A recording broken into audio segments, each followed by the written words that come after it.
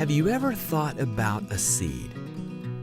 Good seeds are little things that, if planted at the right time, the right place, and are tended to, become huge blessings down the road. Whatever seeds you're sowing today, seeds for your future, for your family, for your faith, or for actual food, you're at the right place. Welcome to the Sowing Seed Podcast. Now from the studio, 20 yards from the chicken coop, and that's for reals, y'all. Here's your host, Matt Miller. My wife Amy was on her country walk that she does many evenings here during the summer months around our area. By the way, we live out on a small parcel of land. It's about 6 acres out in a town called Stephenville, Texas. I call it EIEIO. We're kind of out here in the middle of nowhere by choice. We don't have to deal with much traffic unless we get behind an occasional tractor every now and then on the way into town. We can see the stars at night. The nights are very, very quiet and very peaceful. And when we want to go into the city, when we want to have access to more than what our little 17,000 person town affords, then we're just an hour and a half up the road from Fort Worth and a little bit further away from Dallas. So anyway, Amy was out on a walk the other night, and she happened to notice a coyote running through one of the fields nearby. And, you know, it was dusk, but it wasn't dark yet. And so it's normally pretty odd to see them out that time of day. They normally come out at night. And boy, we can hear them big time when they do come out at night. Anyway, she just kind of stopped and hung out for a few minutes to see what was going on. And she noticed a couple of small black kittens that had been running around in the field and had come right up to the edge of the road. There was no mother to be seen, and the two of them looked to be in pretty bad shape. Well, I'm in my office at the time. I had a couple evening appointments with my business, and so she came back. I didn't realize it, but my two daughters, Sarah and Rebecca, had a couple friends over. They were playing cards in the living room at the time, and Amy grabbed them all and then took them all back out in the car. And I was wondering, okay, what's going on here? What are they doing?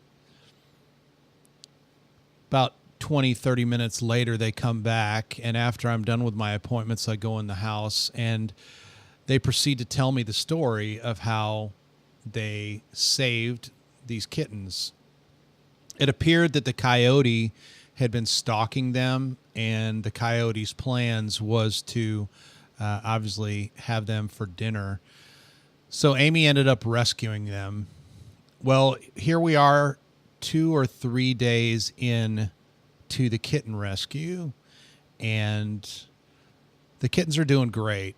One of them has a birth defect of some kind. It looks like its mouth is a bit deformed, and I don't know if it was attacked at some point or if it was just born that way.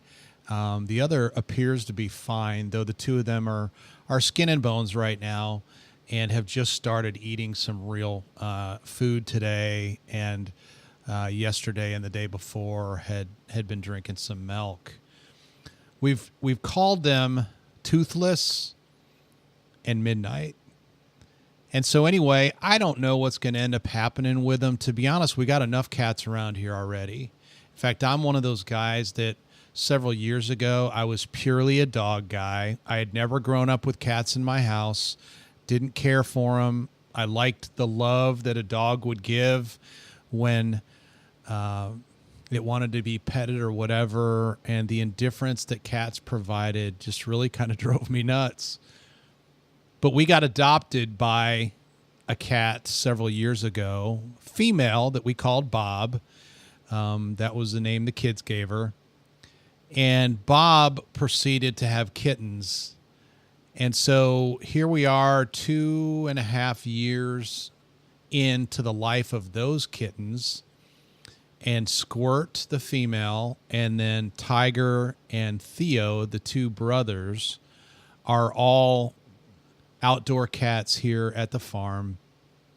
They roam and wander on a regular basis.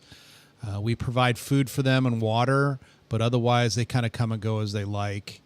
And they've done a great job of keeping rodents away, snakes away, etc. So we love having them around, aside from the fact that they do kill the occasional bird that we would prefer not to have happen. So anyway, we've got 2 new additions to the farm. Don't know exactly what's going to happen with them because in the past, the cats have not been very accepting of outsiders. And here we've got these 2 kittens that at some point in time are going to need to be let go. So we'll keep you posted on what transpires with Toothless and Midnight, the 2 small black kittens that were rescued here in EIEIO a couple of nights ago. Thank you for listening to the Sowing Seed Podcast. If you enjoyed today's episode, please leave us a 5-star review in iTunes or your podcast player of choice. So until next time, go plant the seed you need to succeed.